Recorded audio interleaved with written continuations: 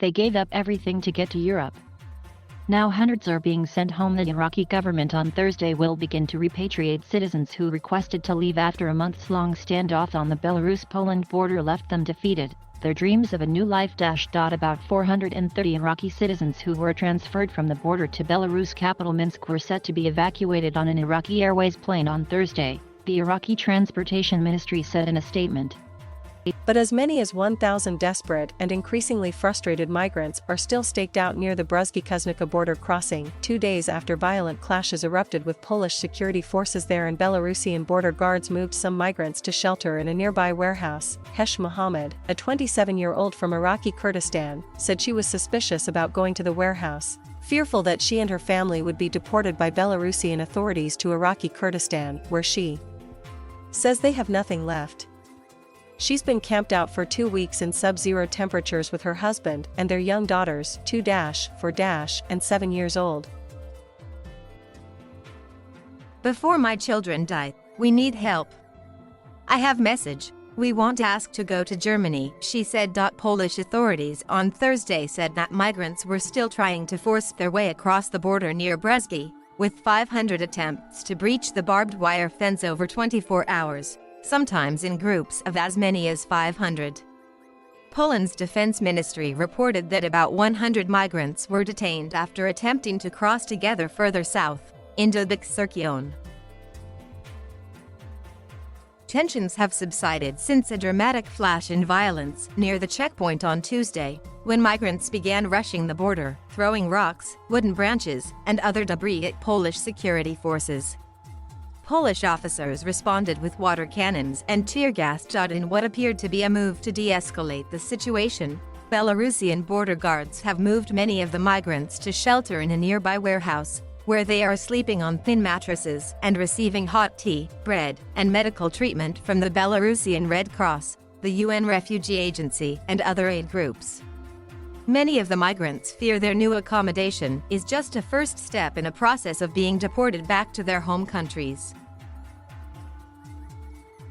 The deteriorating conditions on the European Union's eastern frontier underline the grim human toll of the geopolitical deadlock playing out between Belarus, an ally of Russia, and Poland, a member of the EU bloc and NATO.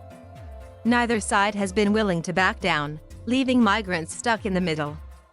At least 9 people have died on the border in recent weeks, many from hypothermia, according to the Polish Border Guard Agency. Ahmed al-Hassan, a 19-year-old Syrian man who drowned in a river last month while trying to cross from Belarus, was buried in a small town in northeast Poland on Tuesday. His grieving family in Syria watched the torchlit funeral service via video link. And even for those who have crossed into Poland, it's uncertain whether they'll be allowed to stay. The brothers were being treated in a hospital in eastern Poland for hypothermia. They say they're desperate to join their uncle in Germany, but aren't sure whether they'll be allowed by Polish authorities to continue their journey. When the government changed, Taliban took control of Afghanistan, everyone left their jobs, and my parents are not working at the moment. There is no money, no food. I can't get education. It's been a long time that schools and universities are closed, one of the brothers said.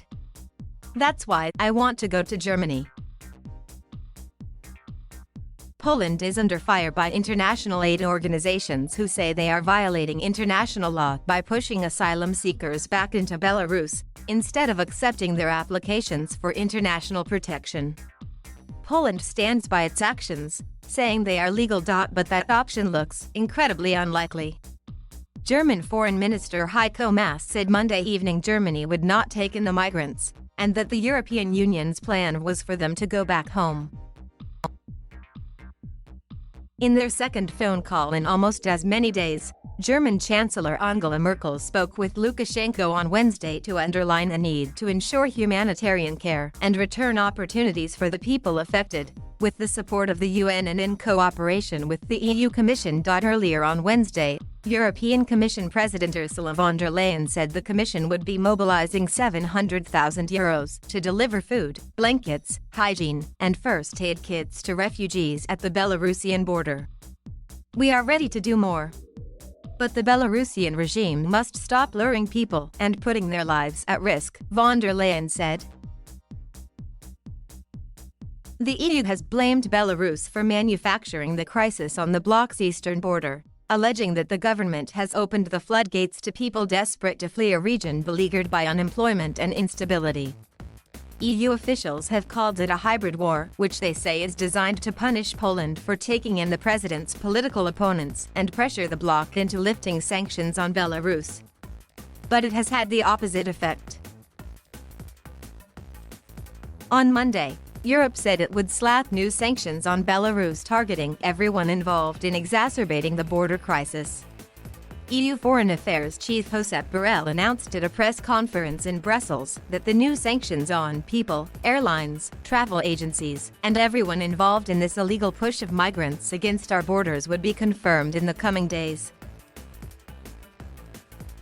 It will be the fifth round of sanctions on Belarus by the EU following a disputed presidential election and crackdown on dissidents. Lukashenko's government has repeatedly denied such claims, instead blaming the West for the crossings and accusing it of poor treatment of migrants. Warsaw, meanwhile, has tried to keep the crisis from view, blocking the Polish side of the border to journalists, aid workers, and doctors amid an extended state of emergency. Many of the migrants say they traveled to Belarus in search of employment opportunities, medical care for family members, and a more stable life in Europe. Hussein's family embarked on the journey from Iraqi Kurdistan because of her son, whom she said needs surgery for a back condition. Azzy, who has splints on his legs, can't walk. It's those hopes and dreams that have kept people here, in spite of the conditions. I wish to go to Germany. I think Germany has humanity, Hussein said.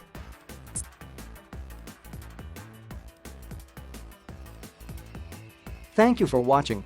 Please subscribe.